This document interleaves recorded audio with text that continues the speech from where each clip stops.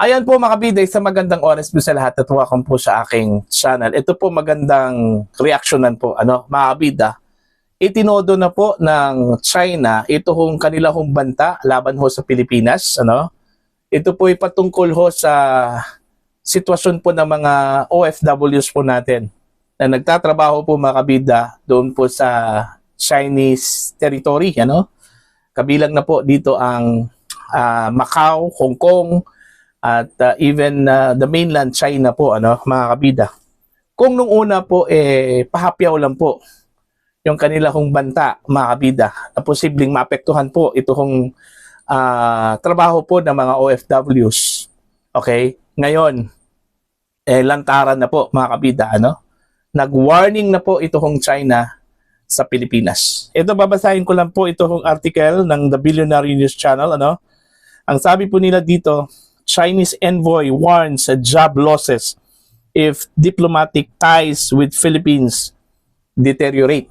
Ayan, mga kabida, Okay, ito po, babasahin ko lang po, The Chinese embassy in Manila on Friday warned that escalating political rhetorics against Beijing's envoy could jeopardize millions of Filipino jobs as tensions flared anew over calls to replace China's ambassador. Nanumbalik kasi ito hong call na palitan na po ito hong ambassador po ng China dito sa Pilipinas. Okay, matapos po ang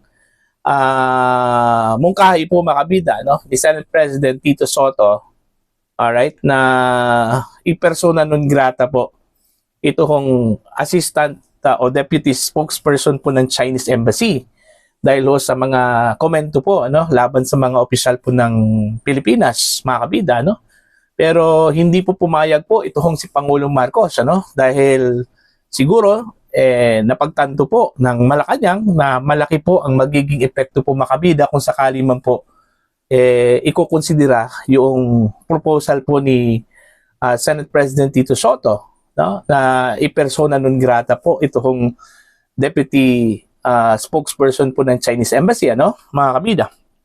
So biglang nawala yon, yung mungkahi na yon. Pero ngayon, tila nabuhay muli. Okay, itong panawagan, napalitan na po itong ambassador po ng China dito sa Pilipinas. Kaya nagkaroon po ng warning itong China, mga kabida, kung sakali man po pipilitin po ng gobyerno na palitan itong kanilang ambassador dito sa Pilipinas, mga kabida, at magkaroon po ng deterioration po ng relasyon sa pagitan po ng dalawang bansa, baka maapektuhan na po. Okay? Ito hong trabaho ng milyon-milyong mga Pilipino doon ho sa Hong Kong, Macau, at maging sa mainland China, mga kabida. Spokesperson Xi Jinping rebuked senators who suggested that Ambassador Jing Quan be recalled, saying such moves were beyond their authority and risked serious economic fallout.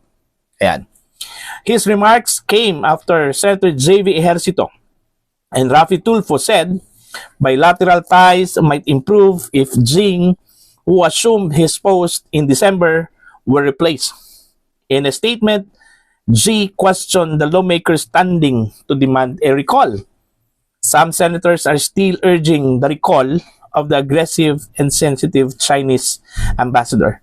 Who do they think they are? Do they even have the capability?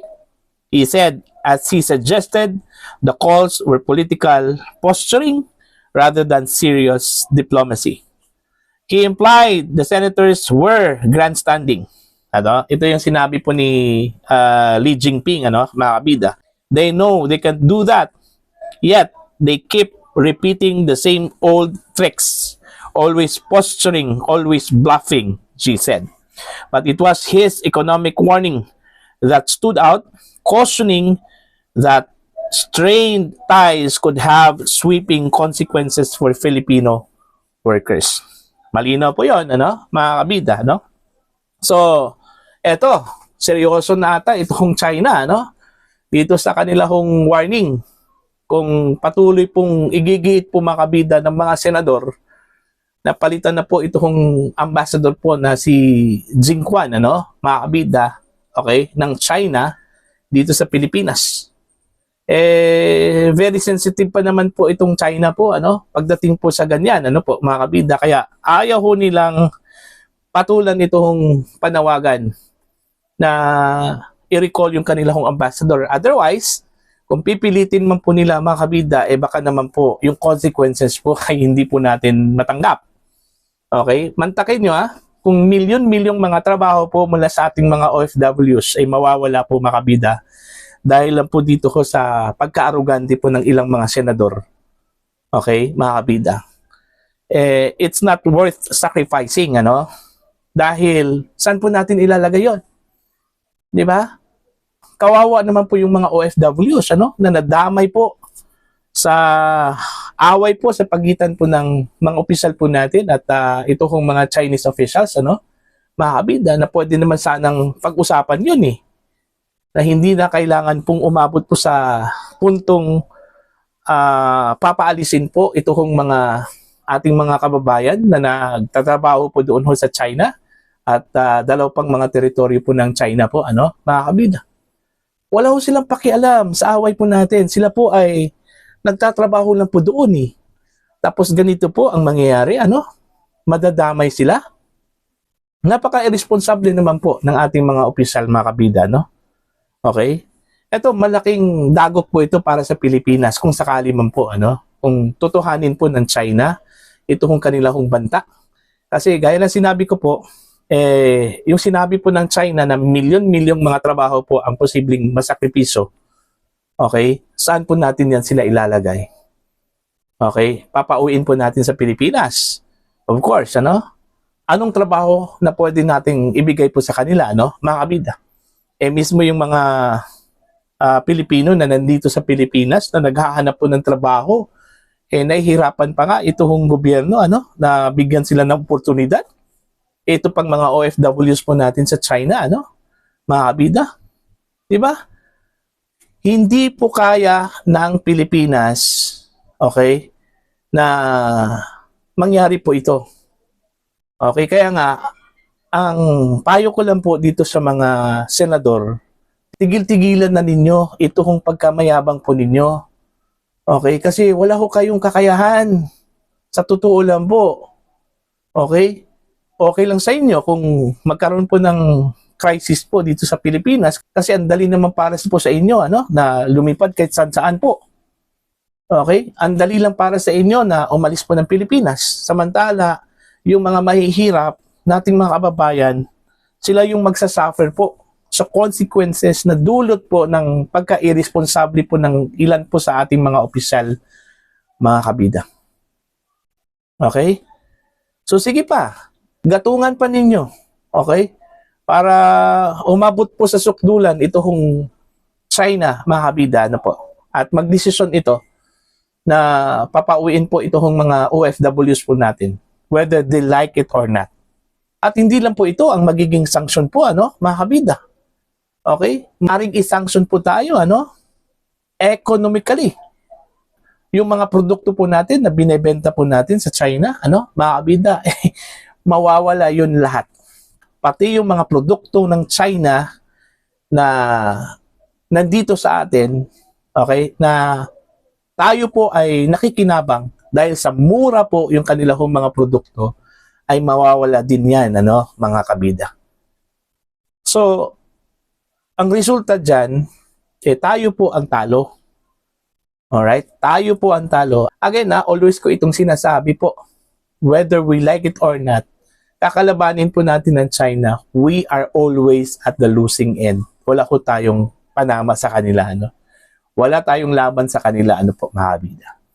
Kaya, please, para ho sa mga senador at iba pang mga opisyal, please behave. Okay? Huwag na ninyong gatungan. Huwag na ninyong, kumbaga, palalain. Ito hong away po, Ito hong hidwaan sa pagitan po ng dalawang bansa. Actually, ang naglalaban ngayon, ang nag-aaway, ito hong mga low-level ranking officials, Pero ito hong mga presidente ng dalawang bansa, President Marcos and President Xi Jinping, wala hong problema sa kanila, Pero itong mga low-level ranking officials, mga senador, okay, mga opisyal po ng mga ahensya po ng gobyerno, sila po yung aggressive masyado eh. Hindi po nila iniisip po ang magiging effect, mga kabida, no, in a long-term run. Okay? Ang kawawa po yung mga kababayan po natin na nandun po sa China, Macau at Hong Kong. Okay? At maging ito kong mga small crops businessmen, ano, mga kabida.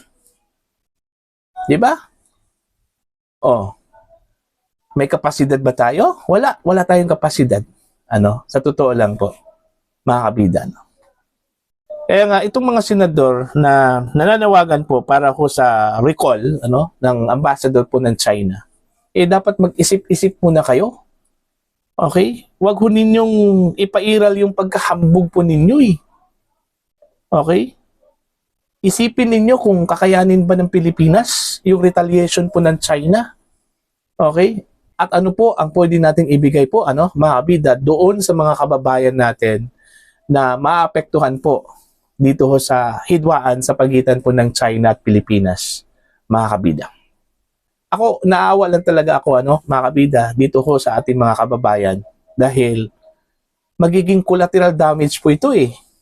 Okay? Okay lang sana kung sino man po yung nang-aaway po sa China o Chinese officials po. Sila lang yung maapektuhan po. Ano, hindi.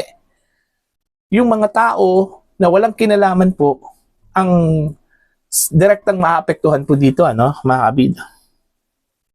So ito, stern warning po ito ng China, no? Hindi na po ito biro eh.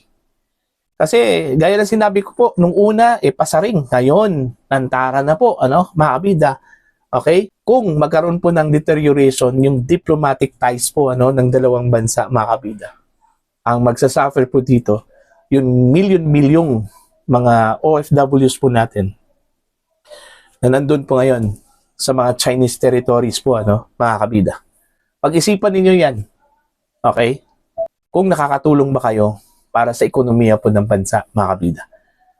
Para po sa inyo, please comment down. Sa mga hindi pa po subscribers sa channel, please subscribe. Just click the subscribe button, click the notification bell, click all para updated po kayo mga kabida sa aking mga uploads. Maraming salamat po sa inyo lahat.